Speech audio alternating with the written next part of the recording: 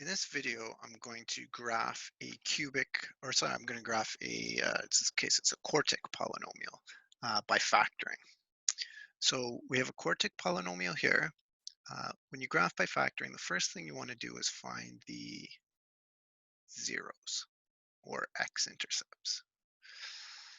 So my zeros or x-intercepts, that comes by just setting the function f at x equal to 0.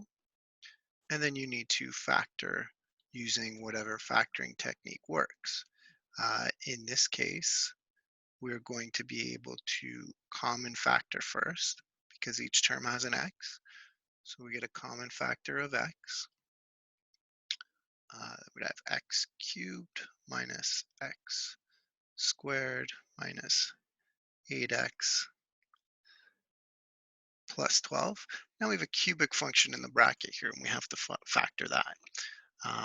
The way you factor a cubic is using the factor theorem. So you have to guess a factor. You have to figure out what number could I sub into this function here, which would give me 0. And through trial and error, you'll try some numbers. Remember that the numbers you're going to try are always going to be factors of this last number here. So maybe you try 1, you try subbing in 1, doesn't give you 0. But if you sub in 2, you do get 0. So f of 2 does equal 0. You'd have to actually verify that, but 2 cubed is 8 minus 2 squared, which is 4, so you'd have 4 minus 8 times 2, which is 16, so it would be minus 12 plus 12 to give you 0. So therefore, by the factor theorem, x minus 2 is a factor. And now what you're going to have to do to factor the rest of it is division. You're going to have to divide. You can divide this.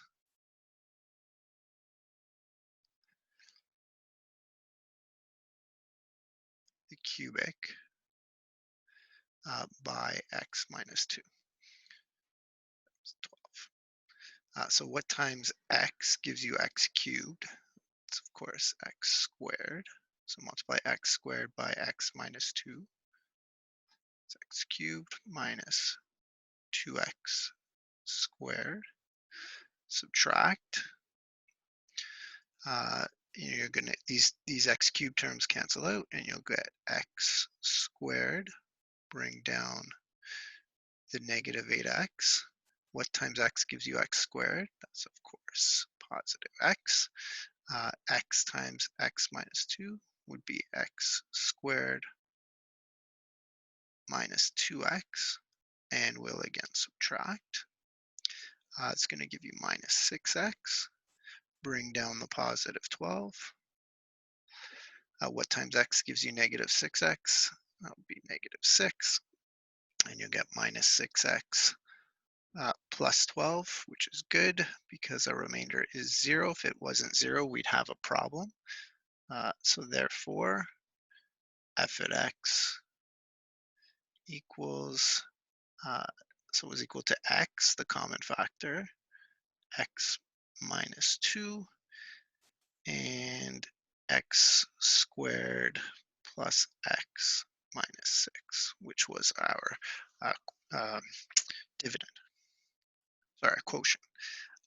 Now we can factor further because x squared plus x minus 6, that factors as x plus 3x minus 2. So we've got x minus 2 happens twice, so that factor's squared. And then we have x plus 3. So taking it up here,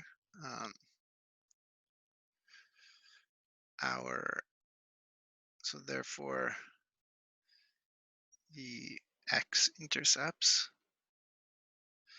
or zeros, are x equals 0, so that comes from this factor, x equals 2, and x equals minus 3. And then we want to talk about the order. So the order That'll be step 2. So order of factors. X equals X has order 1 because the power on X is 1. X minus 2, that has order 2 because the power on that one was 2. And then X plus 3, that has order 1. So that's going to be important. That's going to tell us how the graph is going to look.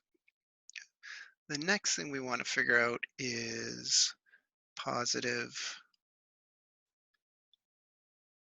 negative intervals. So for our positive, negative intervals, we will set up a interval table. That interval table is going to start at negative infinity and be separated. The intervals are going to be separated by my x-intercepts. So the first one is minus 3. Then we have minus 3 to 0. We have, oh, sorry, it was minus 3. 0 to 2. And 2 is the biggest one, so it would be 2 up to infinity. Along the side here, I'm going to write all my factors. So I have a factor of x, I have a factor of x minus 2, but that one was squared, and I have a factor of x plus 3.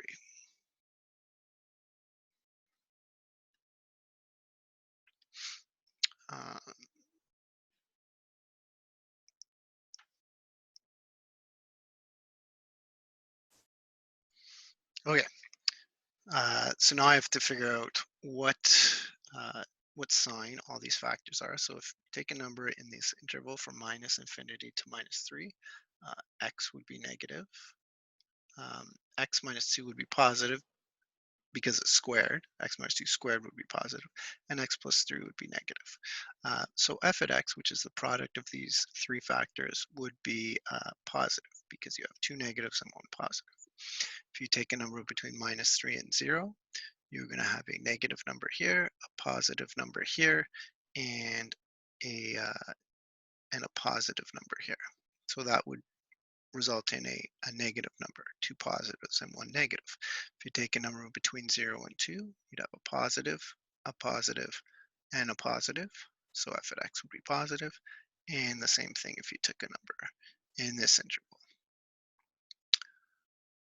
So therefore, f at x is bigger than 0 if x is in the interval from minus infinity to minus 3, or 0 to 2, or 2 to infinity, and f at x is less than 0 if x is in the interval from minus 3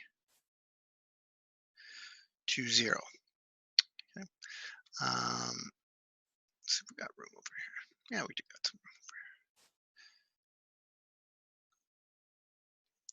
here. So now the fourth thing we want to look at is end behavior.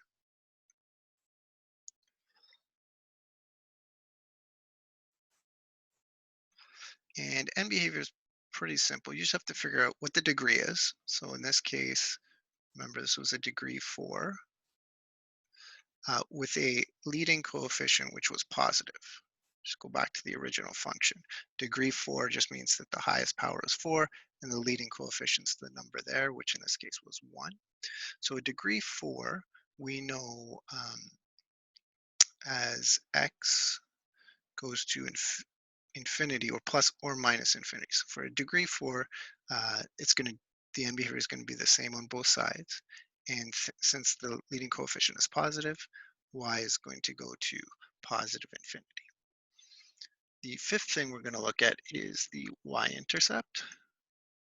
Y-intercept is pretty easy to find. All you do is set y equal to 0, so f of 0. Going back to the original equation, if I sub 0 into this equation, I would get 0. So if it's 0 equals 0, therefore the y-intercept is y equals 0. Okay. Now we're just going to take all that stuff and put it together on a graph. Ideally, you use a ruler, so these lines are a little bit straighter than they are on mine. So I need a scale for my x-axis. So I'll go by ones. 1, 2, 3, 4, -1, -2, -3, -4. You have to indicate what that scale was. So 1 there just tells me I was counting by ones. For my y-axis isn't even going to matter because I don't have any specific y values. So I'll just leave that. But if you want, let's put a 1 there just to indicate my scale. But those are mostly going to be estimates. Now I need to first graph my x-intercepts. So my x-intercepts, remember, were 0, 2, and -3. So up here. So 0, 2, and -3. I'll put those points on my x-axis. So 0, 2, and -3. I don't have a y-intercept or well, I do have a y-intercept, but that's the same as my x-intercept here. So now I just need to connect these 3 points, but I need to do it using the correct order. So remember the order for 0 and -3 was 1. So this one and this one had order 1, and then this one had order 2, which means it's going to be a turning point. And then make sure you get your positive negative intervals right and your end behavior. So the end behavior says it goes to infinity. So for this one, because it's a turning point, it's going to do that, going up to infinity. I have to go through this intercept, so there's got to be a turning point somewhere. Make them connect a little better. And then another turning point here. It shouldn't be so wavy, but it should be a smooth curve, but looking something like that. So that's how you graph a polynomial function by factoring.